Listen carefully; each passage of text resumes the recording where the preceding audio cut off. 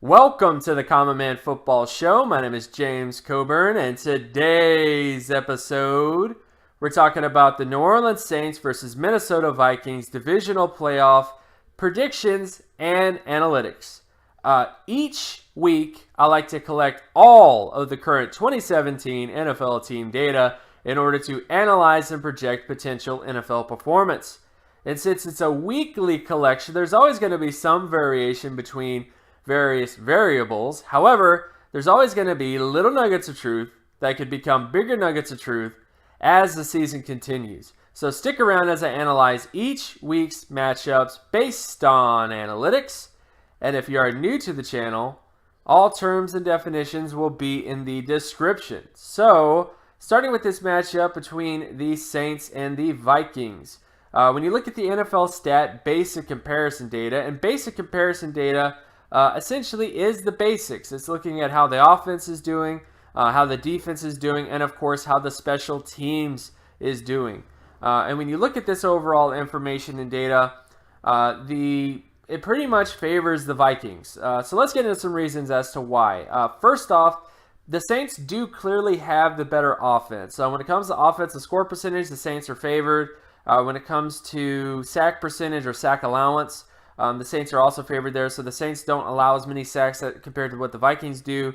The Vikings have a better turnover percentage, so the Vikings are better in terms of not turning the football over as much. But the overall data does favor the Saints in terms of their offense.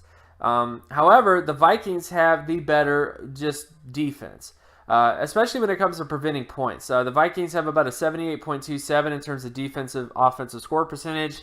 Versus the Saints, who have a 40.47 out of 100. So the Saints are kind of below average in terms of preventing points, whereas the Vikings are very much above average in that regard. The Saints do, however, have better ability to make sexy plays. Like the Saints typically have more turnover ability. The Saints also have a higher sack percentage on defense and a higher interception percentage. So when it comes to making the sexy plays, like getting picks, getting turnovers, getting sacks, the Saints do that stuff pretty well. But when it comes to actually preventing points, the Vikings do that better.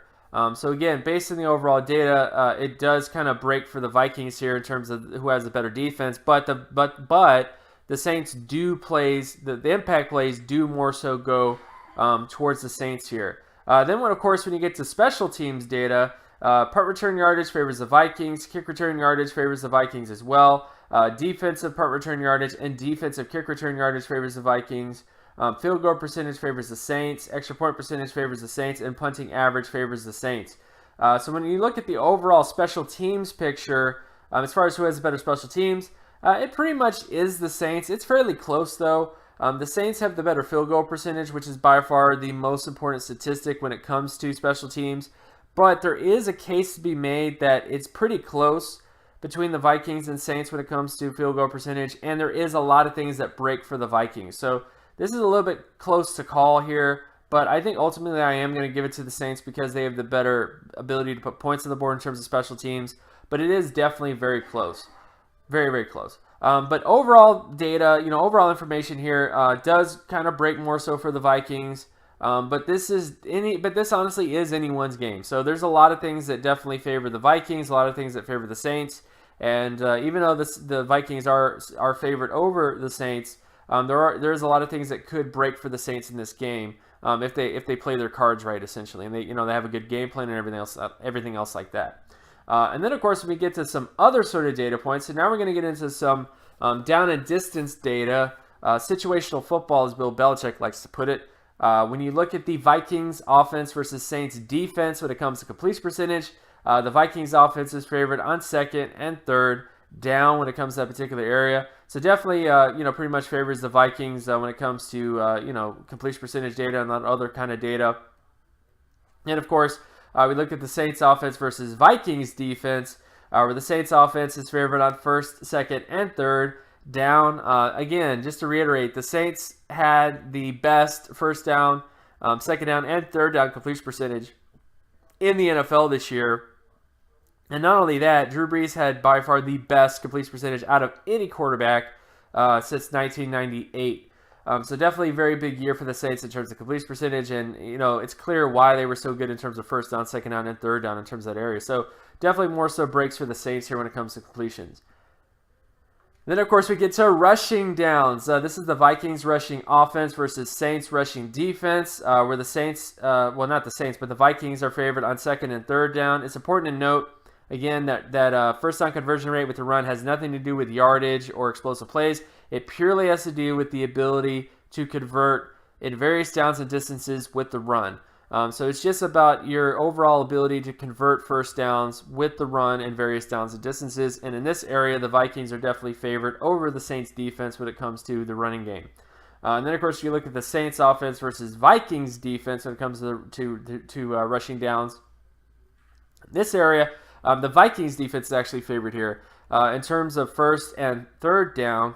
However, second down is by far the big down and distance to watch. The Vikings have been kind of really inconsistent in terms of preventing rushing first downs on second down compared to every other team in the NFL. And that's also an area where the Saints kind of thrive a bit as well when it comes to getting first downs with the run. So ultimately, I think the big down and distance to watch is second down. That could be where some big explosive plays could happen. But that's definitely the main down and distance to watch and pay attention to between the Saints offense and Vikings defense, to where if the Saints do really well on second down, they could have a lot of success there. Then, of course, we get to passing downs between the Vikings passing offense and Saints passing defense, where the Vikings are favored in terms of second and third down.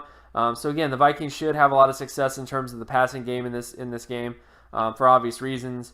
Then, of course, you look at the Saints passing offense versus Vikings passing defense, where the Saints are favored on first and second down when it comes to the data. So definitely kind of favors the Saints here when it comes to that particular area.